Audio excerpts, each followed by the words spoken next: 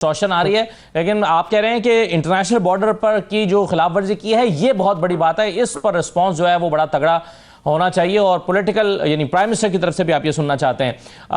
Air marshal साहब, आबिद राव साहब, कैसे आप देख रहे हैं ये जो मामला ड्रोन्स का है? आपके ख्याल में क्यों भेजे गए हैं? क्या वो चाहता है? कोई मैसेजिंग कर रहा है, पैनिक क्रिएट करना चाहता है? क्या वो यहाँ पर ड्रोन्स के जरिए से हथियार यानी हमला करना चाहता है? कि क्या आप इसको रीड कैसे करते हैं? डेफिनेटली देखिए, अब जो नई वॉरफेयर है उसमें ये drones are part of the ammunition that you use. इसमें इसकी अगर आप देखें 23 किलो का इसका वॉरहेड है, ये जो हमने लाहौर में गिराया है ये और डिफरेंट शहरों में गिरे हैं। इसकी 400 किलोमीटर की स्पीड है। इसका रेडार क्रॉस सेक्शन जो इसका साइज है, in very simple word, RCS means कि एक मोटा आदमी आपको दूर से नजर आता है, एक बहुत पतला बहुत या छोटा बहुत नजदीक आने पे नजर आएगा। तो ये रेडार पे नहीं आता, आपके लो लेवल उड़ता है। 9 घंटे की ड्योरेंस है, 1000 मील की इसकी रेंज है कहने, और 23 किलोमीटर जो केजी इसका वॉरहेड है। It's a very potent kind of a thing. इसको इजराइल ने, लेकिन सर डीजी ने तो ये कहा है अभी प्रेस ब्रीफिंग में कि छोटे से छोटी चीज भी हमारे रडार पे नजर आती है, वो अपना इमेज छोड़ता है, हम उसको ट्रेस कर रहे हैं, देख रहे थे। ये इलेक्ट्रॉनिकली कंट्रोल्ड होते हैं, आप इनकी फ्रीक्वेंसी स्कैन करके डिटेक्ट करते हैं, फिर उसको अगर आप जैम कर दें ये वहीं गिर जाता है।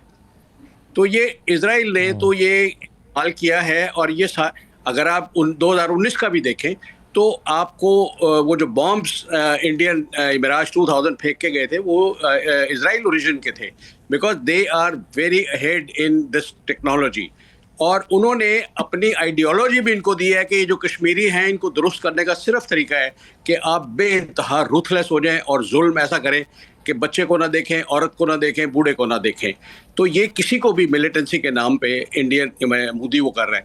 ये तो हमारी खुशकिस्मती है कि उसकी कौम, उसकी फौज उस बयानिए को प्रैक्टिकल शक्ल में नहीं ढाल सकती, इसलिए वो हर दफ़ा फेल हो जाते हैं। वो उनकी फौज पिट जाती है, उनकी नेवी हिमाकत कर जाती है, एयरफोर्स का आपने हाल परसों देख लिया। कहने का मकसद ये है कि these are the tools supplied by Israel, और इजराइल भी इनकी बैक पे खड़ा है, अमेरिका भी इनकी बैक पे खड़ा है। हम वाकई, मैं जल्द बात से बिल्कुल एग्री करता हूँ कि दुश्मन बुज़दिल है, रात के अंधेरे में आया। भाई वो कोई रिश्ता लेके आ रहा है जो आपको बता के आएगा मैं 4 बजे आऊंगा या सुबह आऊंगा, और वो चूज करेगा। रात के अंधेरे में उसको सूट करता है, बिकॉज दूसरी कौम ज्यादातर सोई होती है। It's a surprise for most of the people. सिवाय ड्यूटी पे होने के, आप किसी अस्पताल में रात को 2 बजे चले जाएं, सिवाय इमरजेंसी स्टाफ के बाकी डॉक्टर्स नहीं होते। तो ये एक मुरव्वजा एक तरीका है, लेकिन हमारा हर वजीर खड़ा होकर कह रहा है कि दुश्मन के बुज़दिलाना और रात के अंधेरे में आए और चोर रात को आते हैं। तो जो अटैक करने आपको आ रहा है वो भी चोर है, वो आपके घर का बंदा नहीं है।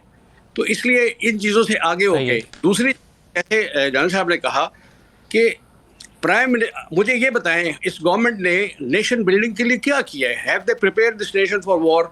कि आप वॉर के लिए छोड़ दें, आपको इकोनॉमिक सर्वाइवल के लिए ऑस्टेरिटी अडॉप्ट करनी।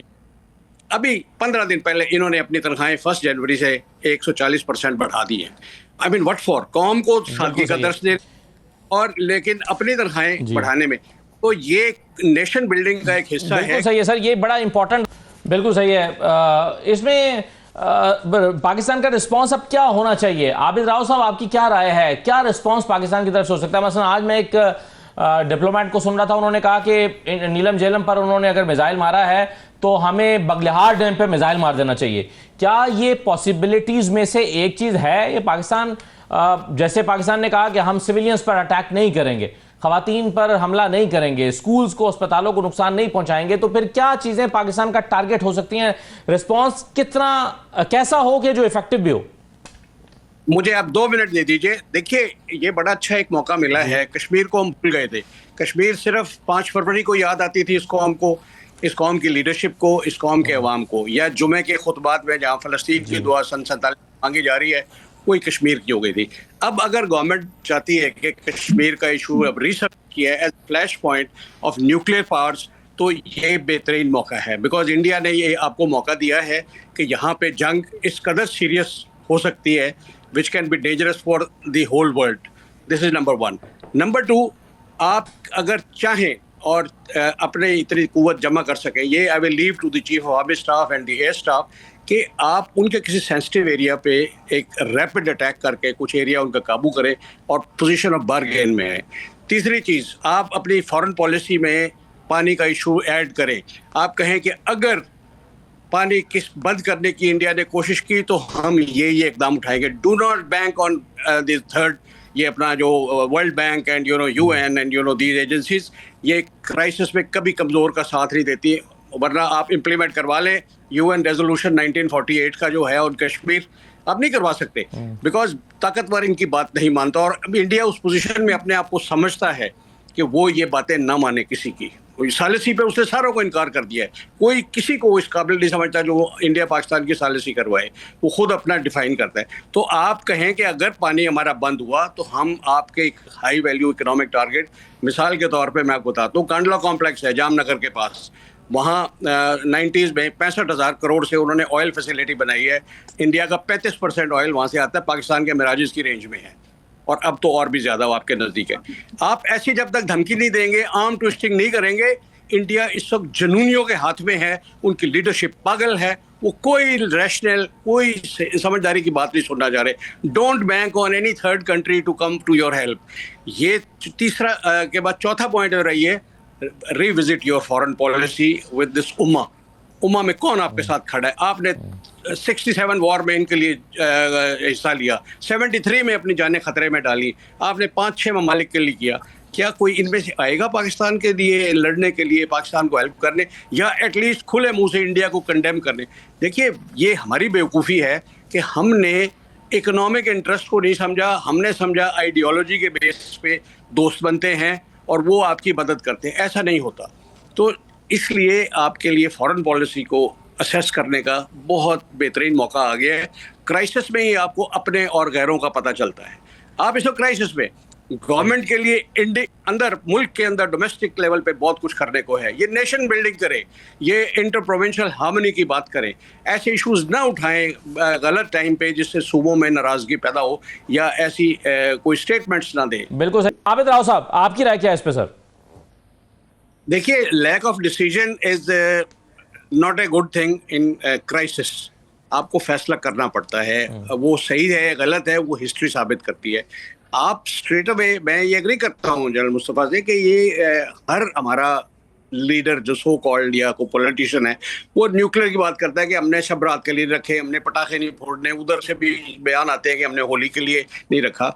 ये मेरे नज़दीक गैर जिम्मेदाराना है, एकदम वो नहीं जाएगा। आप एटलीस्ट एक पॉलिसी स्टेटमेंट तो दें कि किसी बहाने आपने उनके इकोनॉमिक टारगेट्स को एंगेज करना है। आपने मिसाइल्स का 400 किलोमीटर का किया, 60 किलोमीटर का किया, पाव वाले बॉम्ब्स का हमारे एक गवर्नर साहब यहाँ फरमा रहे थे। द क्वेश्चन इज, ये इतने लाइट इश्यूज नहीं हैं। आप कहें अल्टीमेटम देखें, अगर 24 घंटे में ये नहीं रुका तो the first missile will find its way to the target. चाहे वो कोई उनका इकोनॉमिक टारगेट है, चाहे उनका कोई और स्ट्रेटेजिक टारगेट है, कोई ब्रिज है, कोई रेलवे स्टेशन है, तो उसमें आप ये ना कहें कि हम ये औरतों को नहीं, हम वे नॉट टारगेटिंग वेमेन और द नॉन कॉम्पिटेंट्स। उसके बावजूद आप ये काम करते हैं। अब वो अगर आपकी बात को सीरियसली लेगा टू बिगिन विद, तो ही विल रिस्पॉन्ड। आप कुछ तो कहें ऐसा, आपने जो करना है आप सीधा इंडियन उसको एड्रेस करें। आप अपनी पब्लिक को खुश ना करें। पब्लिक आपकी खुश होगी जब आपका अमल नजर आएगा।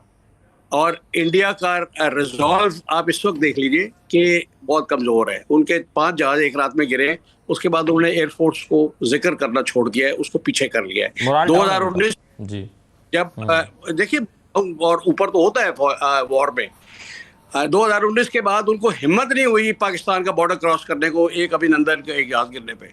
तो कहने का मकसद ये है, मोरल उनका भी डाउन हो सकता है, वो भी कम हिम्मती का फैसला, हमारे किसी एक्शन में वो भी हो सकता है फैसला बदल ले। लेकिन हम किसी चीज़ के इंतज़ार में अगर हैं कि जी अमेरिका के करवा देगा, मतलब आउट ऑफ 192 कंट्रीज सिर्फ 3 मुल्क हैं जिनकी थोड़ी बहुत सुनता है, अमेरिका है, रशिया है और थोड़ा सा चाइना का, बिकॉज बिजनेस पार्टनर है। हमने खुद ही एज्यूम कर लिया कि इधर उसने इंडस का पानी रोका तो उधर वो ब्रह्मपुत्रा का चाइना रोक देगा। ये वही 6th फ्लीट वाला कहा, किस्सा है 6th या 7th फ्लीट 71 में आना था, वो भी हमारे लोगों की गलत अंडरस्टैंडिंग थी कि वो आना ही नहीं। तो इसलिए हम अपनी जंग खुद लड़ेंगे और उसके लिए leadership has to be ready, be able to do that. उनमें सलाहियत होनी चाहिए, कौम नेशन बिल्डिंग करे। पहला कदम तो मैं कहता हूं आप बिल्कुल। ऑस्टेरिटी, बिकॉज इस कौम को एक एक पैसा बचाने की जरूरत है।